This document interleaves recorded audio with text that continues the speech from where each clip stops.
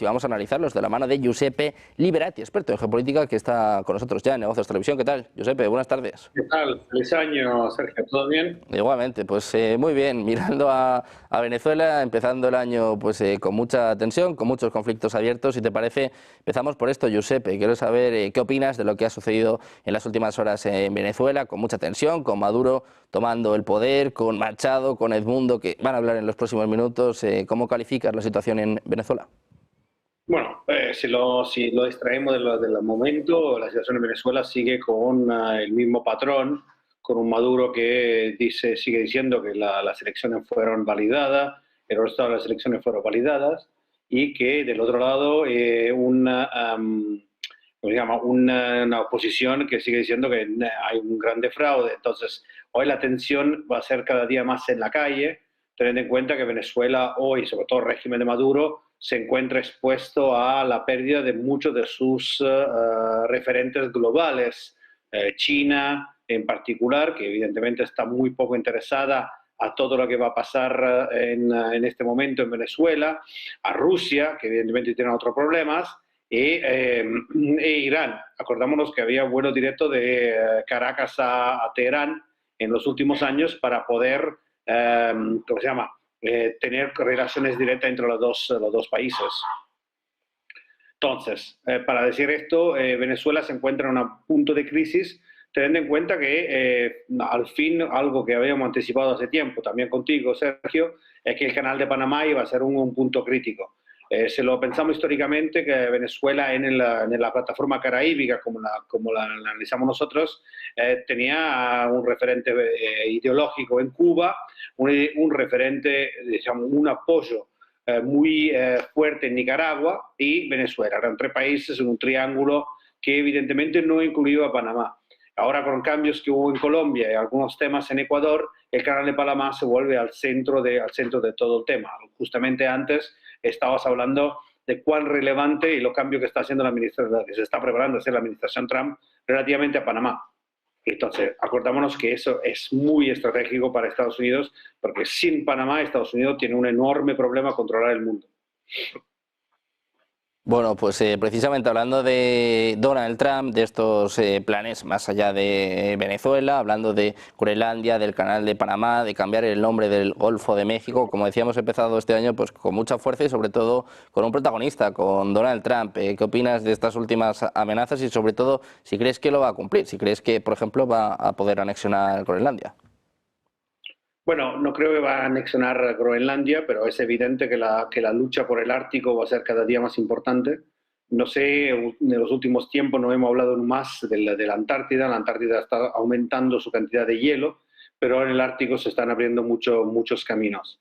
Es interesante que después de las salidas, de la información de Donald Trump, hasta Rusia digo sí, efectivamente Groenlandia es parte de nuestro alcance geopolítico. Entonces, evidentemente es un territorio enorme, con muchísimo potencial, no aprovechado con esta lucha interna entre Groenlandia y Dinamarca.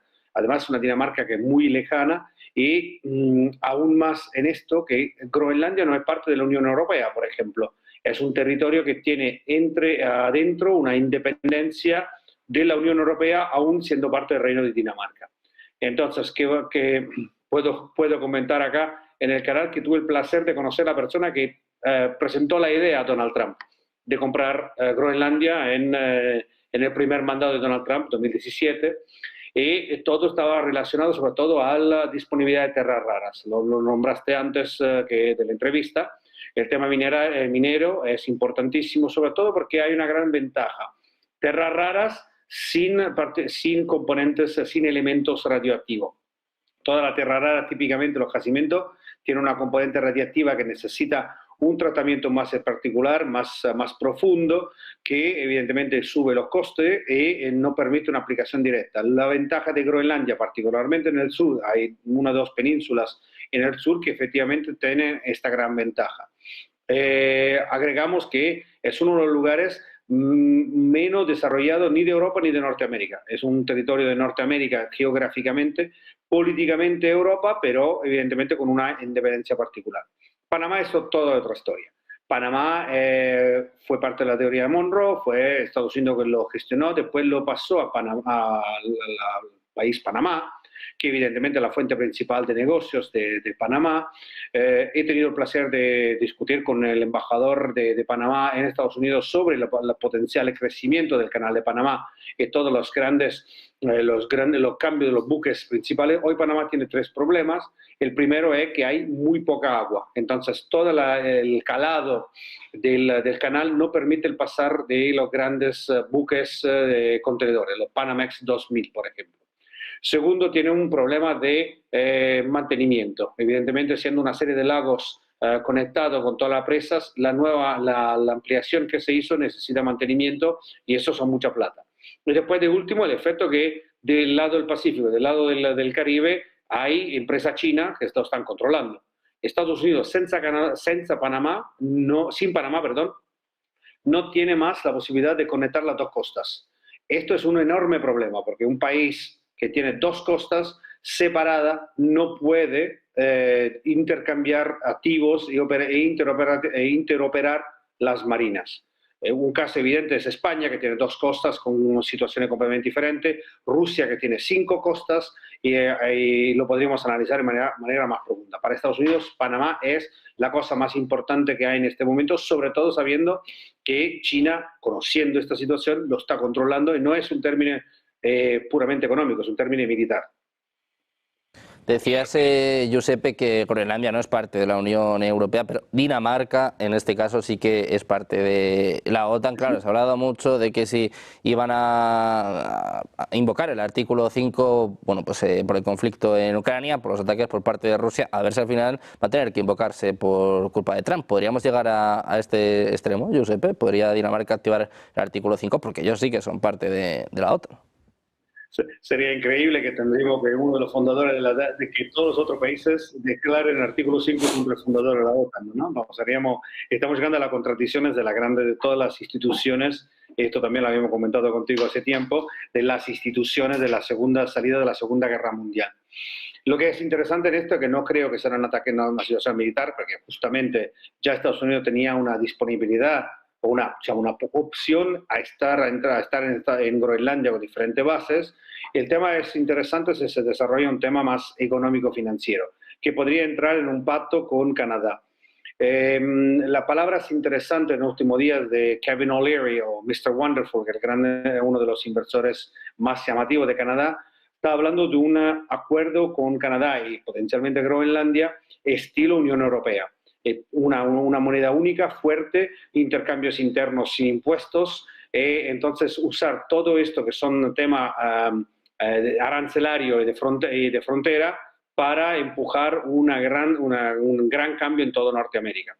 Y en esto sería una nueva visión del acuerdo el NAFTA que Trump en la primera presidencia cambió, sería un gran cambio y tendría el apoyo muy fuerte de varios actores del mundo de energía, particularmente de Texas. Y ahí venimos a la otro punto que me decías, el cambio a Gulf of America.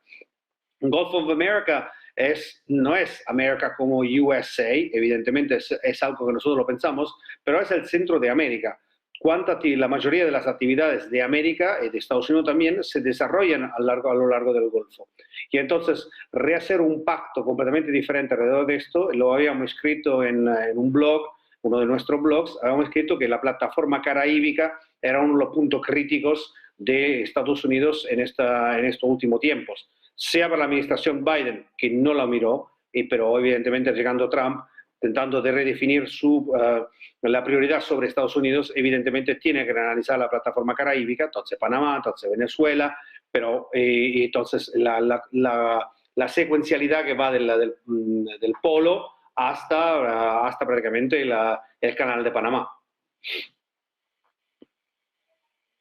Precisamente hablando de Donald Trump, te quiero preguntar también por la guerra en Ucrania. Hemos visto un giro por parte del presidente electo. Ya no habla de 24 horas, ya habla más bien de 6 meses y además hemos visto pues que el propio Trump ha mostrado su disposición a reunirse con Putin. Ha contestado hoy el Kremlin y ha dicho que están abiertos a reunirse sin condiciones. ¿Estamos más cerca de una reunión y de una tregua, de un alto el fuego en Ucrania?